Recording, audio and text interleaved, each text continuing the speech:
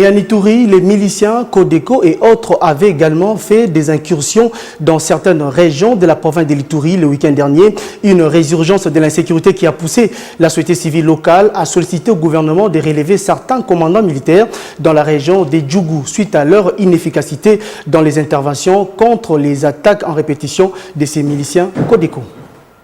C'est la deuxième attaque de ces miliciens de la Codeco enregistrée dans cette localité de Drodro, située à plus ou moins 60 km au nord de Bunia, dans le territoire de Djougou-Ituri à l'espace de 5 jours. Pour ce dimanche 21 novembre, c'est le site des déplacés de Drodro qui était ciblé par ces miliciens après avoir incendié la position militaire de la zone, rapportent nos sources dans la région.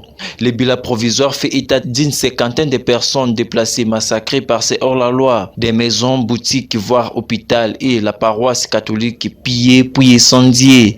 Un déplacement massif de la population est signalé en direction du site d'Hérault, situé à quelques kilomètres de la région, ajoute la même source. L'armée qui déclare avoir maîtrisé la situation de Drodro parle plutôt d'une dizaine de morts enregistrés du côté civil. Cette nouvelle attaque arrive au lendemain des journées villes mortes décrétées par les communautés de l'Ituri pour dénoncer les massacres de plus de 1000 civils par les groupes armés depuis le début de l'état de siège décrété dans cette partie du pays.